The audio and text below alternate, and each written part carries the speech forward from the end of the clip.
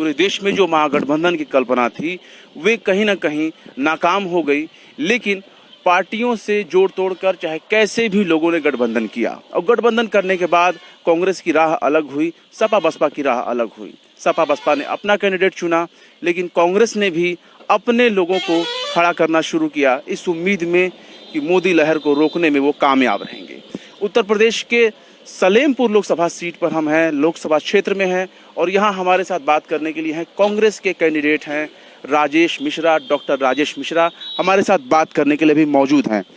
राजेश जी, आपको लगता नहीं कि जिस तरह से गठबंधन किया गया, सपा बसपा जो अपनी एकता एक होकर दिखाए तीनों पार्टियों ने, वो अब अलग अलग हो चुकी हैं, दोनों के बीच गठबंधन नहीं हो सका जिस तरह से उम्मीद की जा रही थी। तो आप लोग जहाँ जहाँ वोट लड़ेंगे, वोट से सीटों पे लड़ेंगे, वहाँ क्या वोट बटेगा नहीं आप लोगों में? तो भाजपा को चुनौती देंगे कैसे? देखिए, ऐसा है ना कि यूपी में कभी कांग्रेस पार्टी ने गठबंधन की पहल नहीं की, और प्रदेशों में हुआ, लेकिन यूपी में कभी गठबंधन की पहल नहीं हुई। और जो दूसरी बात आप लोग करते हैं मोदी लहर, मुझे जो दिखाई पड़ रहा है कि आज मोदी के विरोध की लहर चल रही है। यदि ऐसा न होता तो तमाम सारी जगहों पे, मैं सिर्फ एक कॉन्स्टिट्यूंसी की बात नहीं कर रहा हूँ, तमाम सारी जगहों पे भारतीय जनता पार्टी के जो उम्मीदवार हैं, जनता उन्हें गांव से वापस कर दे रही है, उनके खिलाफ नारे लगा रही है। तमाम सारे ऐसे भी लोग हैं जिनके पुतले फूंके जा रहे हैं। तो यदि मोदी, पिछले चुनाव में मोदी लहर थी, ये सही, और मोदी लहर के नाते उनके किसी भी तरह के कैंडिडेट थे, लोगों ने उसे वोट दे दिया। 5 साल उन्हें काम करने का अवसर मिला, और 5 साल के बाद जब फिर चुनाव आया तो जनता उनसे हिसाब जानना चाहेगी। कोई भी जनप्रतिनिधि होगा, जनता चाहती है कि आपने 5 साल में क्या किया, और उनके पास कहने के लिए कुछ भी नहीं है। यहाँ तक कि लोग गांव में भी नहीं गए, एक सामान्य जो औपचारिकता होती है मिलने की, उसे भी नहीं पूरा किया है। और यही कारण है कि उन लोगों का इतना विरोध हो रहा है। और मोदी लहर, जो मैंने शुरू में कहा कि मोदी की लहर नहीं बल्कि मोदी के विरोध की लहर चल रही है। तो क्या क्या ऐसे इशू रहेंगे जिनको उठा करके आप जनता के बीच जा रहे हैं? देखिए, ऐसा है कि जो सबसे बड़ी चीज है कि जो नौजवान है, 2 करोड़ रोजगार की बात की गई थी, और भारत सरकार और प्रदेश की सरकार के पास 88 लाख पद खाली है। जो पद खाली हैं उन्हें भी सरकार ने नहीं भरा, तो 2 करोड़ रोजगार की बात छोड़ दीजिए। हमारी पार्टी ने कहा है कि हम 31 मार्च तक वो जो 22 लाख पद रिक्त हैं उन्हें देंगे। जो बीपीएल कार्ड धारक हैं, जो गरीबी रेखा के नीचे हैं, कांग्रेस पार्टी ने माना है कि कम से कम 12,000 रुपये प्रति व्यक्ति को 1 साल मिलना चाहिए। 6,000 रुपये सरकार बनेगी कांग्रेस की देंगे। और शिक्षा के क्षेत्र में जो जीडीपी का, जो 6% जीडीपी का है, वो हम एजुकेशन में लाएंगे। किसानों के लिए पहली बार हिंदुस्तान में हुआ कि हम अलग से किसान बजट पेश करेंगे। रेल बजट इस देश में पेश होता है, इस देश में जनरल बजट पेश होता है, पहली बार किसान बजट पेश करने की बात की गई। तो हमारी जो किसी भी जनप्रतिनिधि की जिम्मेदारी होती है कि हमारी सरकार बनती है, सरकार बनने के बाद जो जो हमारी घोषणा पत्र में कहा गया है वो पूरा हो, और उसका लाभ हम अपनी कॉन्स्टिट्यूंसी में लोगों को कैसे दिला पावें, ये जिम्मेदारी मेरी है। नहीं, बीजेपी तो आपके घोषणा पत्र को ही छलावा बता रही है। ओहो, बीजेपी तो जब उनको 5 साल झूठे बोल रहा है तो क्या कहेंगे कि नहीं सही है? जब वो लगातार 2014 से झूठे बोल रहे हैं, झूठ की खेती कर रहे हैं, रोज नए नए सपने दिखा रहे हैं, यदि इतना ज़्यादा वो उनकी बात का वजन होता तो आज गली गली में क्यों उनके कैंडिडेटों को लोग भगा रहे हैं? क्या कारण है? अब बीजेपी लगातार जो है 5 साल 6 साल से भाषणों से लोगों को भ्रमित किया है, और लोकतंत्र के अंदर जो लोकतांत्रिक संस्थाएं हैं उन संस्थाओं को तोड़ने की कोशिश की गई है। पहली बार हुआ है कि सुप्रीम कोर्ट का न्यायाधीश भी जनता से कह रहा है कि हमारे साथ न्याय करिए। हमारी लड़ाई सलेमपुर क्षेत्र में किसी कैंडिडेट से नहीं है, न किसी दल से है। मेरी लड़ाई यहाँ के नौजवानों की बेरोजगारी से है। यहाँ के किसानों की उन्नति कैसे होगी, उनके जो अनाज हैं, उनकी जो वस्तुएं हैं, उसको कितना ज़्यादा हम लाभ पे ले सके, सरकार दिला सके, हमारी लड़ाई उस पे होगी। बेरोजगारी, शिक्षा, स्वास्थ्य, यही सारे बेसिक मुद्दे रहेंगे। ये मतलब हमें लगता है कि किसी भी परिवार में या किसी भी घर में या किसी भी क्षेत्र में ये सबसे बड़ा इशू होता है। और जो राजनीतिक दल है वो चुनाव के समय डाइवर्ट करते हैं, और डाइवर्ट करके इसे कोई धर्म पे ले जाएगा, कोई मजहब पे ले जाएगा, कोई जात पे ले जाएगा, कोई क्षेत्रवाद पे ले जाएगा, और ये 10 दिन का खेल होता है।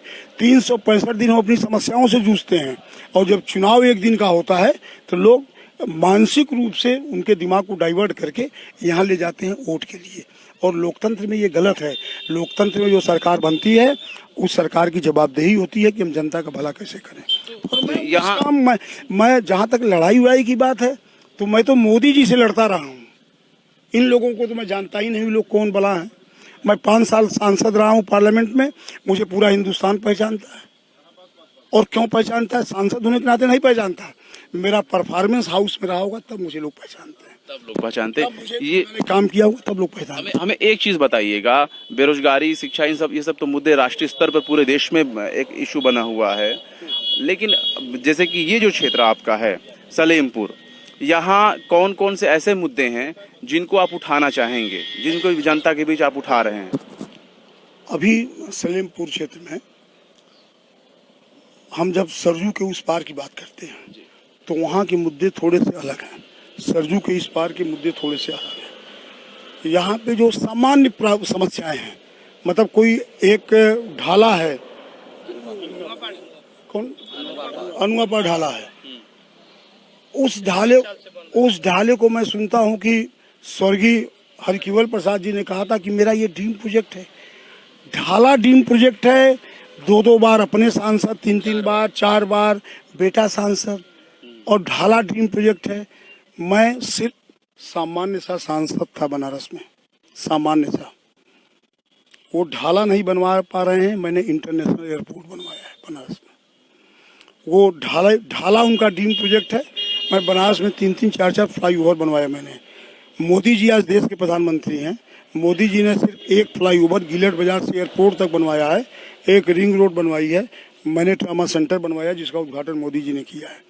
बनारस के सारे घाट, सारे कुंड मैंने बनवाए।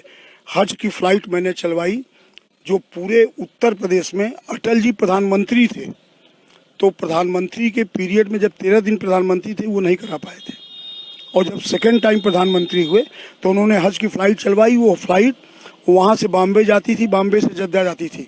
मैंने 5 साल के कार्यकाल में डायरेक्ट फ्लाइट बनारस से चलवा दी हाजियों के लिए जद्दा तक। तो सांसद का मतलब ये होता है।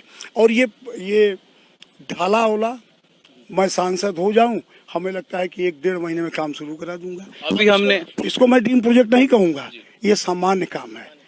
ये मैं एक दायित्व है जनता चाहती है मैं करूंगा, ये सामान्य काम है। मेरी ख्वाहिश है, ये सलेमपुर मेरी मातृभूमि है, यहाँ की मिट्टी से मैं चाहे बनारस का सांसद रहा हूँ, चाहे मैं लगातार 12 साल विधायक रहा हूँ, या देश और प्रदेश के लोग मुझे जानते हैं, तो सबके पीछे इस मिट्टी का योगदान है जहाँ मैं पैदा हूँ, सलेमपुर। और मैं सोचता हूँ कि मेरा आधा जीवन उधर के विकास में बीता है, इसको मैं हिंदुस्तान का सबसे खूबसूरत लोकसभा बनवा दूं, तब होगा मेरा सांसद। कुछ लोग ये भी कह रहे हैं कि वो तो बाहरी कैंडिडेट थे, उन्हें कांग्रेस ने यहाँ लाया, जबकि आप यहीं के पैदा हैं। अब वो बाहरी लोग कहा करें, मैं तो कहीं नहीं, मैं अपना नाम बोल रहा हूँ, लोगों से लोग करें कसली वाले ना, तो अब उसको कोई क्या करेगा उसमें। वो कहें बाहरी भीतरी, वो कहा करें, लेकिन लोग कह रहे हैं कसली वाले ना, तो अब हमारा नाम लोग बाद में ले रहे हैं, गांव का नाम पहले लेने लग रहे हैं। सिटिंग एमपी से हमने क्वेश्चन किया कि भाई बेरोजगारी है, शिक्षा है, स्वास्थ्य, इन सब चीजों को लेकर बेरोजगारों ने लाठियां भी खाई, लखनऊ में खाई, दिल्ली में खाई, इतने जन विरोध हुआ आप लोगों का। तो उनका ये कहना है कि ये सारे राजनीति से प्रेरित थे, ये चाहे जो भी उनका विरोध हुआ, उनकी पार्टी का लोगों ने भले ही पीठ पे लाठियां खाई, ये सारे राजनीति से राजनीति से प्रेरित। यदि किसी नौजवान को काम नहीं मिलेगा, वो सरकार का विरोध करेगा, तो वो राजनीति से प्रेरित है। यदि आज जितने भी राज्य कर्मचारी हैं वो 2014 के पहले, 2004 के पहले की जो पेंशन नीति थी उसे लागू करने की बात कर रहे हैं, शिक्षा मित्र हैं, आशा बहुएं हैं, आंगनबाड़ी कार्यकर्ती हैं, उनकी डिमांड है, तो उसे कहा जाए कि ये राजनीति से प्रेरित है। ये सरकार की जिम्मेदारी होती है कि आप उन्हें पूरा करिए। जब तक अटल जी की सरकार ने ये पेंशन योजना खत्म की थी, इस बार सरकार बनेगी तो वो पेंशन योजना जब लागू होगी तो पूरे हिंदुस्तान के लोगों को फायदा होगा। तो इसे राजनीति से प्रेरित हम कहेंगे। हमारे तन पे कपड़ा ना हो, हमारे पेट में भोजन ना हो, हमें काम करने के लिए पैसा ना हो, और जब हम उसकी डिमांड करते हैं तो मैं जनता के मुद्दों को भूल करके अब राष्ट्रवाद की बात की जाती है, इंडिया पाकिस्तान की बात की जा रही है। ऐसा है कि भारतीय जनता पार्टी से इस हिंदुस्तान को और कांग्रेस को राष्ट्रवाद की परिभाषा सीखनी नहीं है। हमारे पुरखों ने देश को आज़ाद कराया है, हमारे पुरखों ने फांसी चढ़ी है इस देश के लिए, जेल में आजीवन कारावास हुआ है, और उन लोगों ने जो उनके नेता रहे हैं उन लोगों ने अंग्रेजों की दलाली की है। मैं किसी का नाम लेना नहीं चाहता। अंग्रेजों की दलाली की है। सबसे बड़ी बात यह है कि पार्टी चाहे कोई भी हो, उसके पीछे अपना एक इतिहास रहा है। भले ही वो स्वतंत्रता आंदोलन से लोग जुड़े हों, लड़े हों, भिड़े हों, अपनी प्राण उन लोगों ने गंवाए हों। देश आज़ाद हुआ, लेकिन आज़ादी के बाद भी अभी भी लोग अपने क्षेत्रों के मुद्दों को भुलाकर, जो क्षेत्रीय मुद्दे हैं उन्हें भुलाकर अगर राष्ट्रवाद की बात करें तो जाहिर सी बात है किसी भी संसदीय क्षेत्र, किसी भी लोकसभा या विधानसभा क्षेत्र के लोग भूलने वाले नहीं। और वो सबसे इम्पोर्टेंट चीज़ है, जब लोग वोट देंगे तो अपने मुद्दों को लेकर वोट देंगे, वो अपने पेट को दे के रखेंगे, शिक्षा, स्वास्थ्य और बुनियादी मुद्दों के आधार पर वोट करेंगे। ये ऐसा देखने में प्रतीत हो रहा है। देखते रहिए बलिया खबर।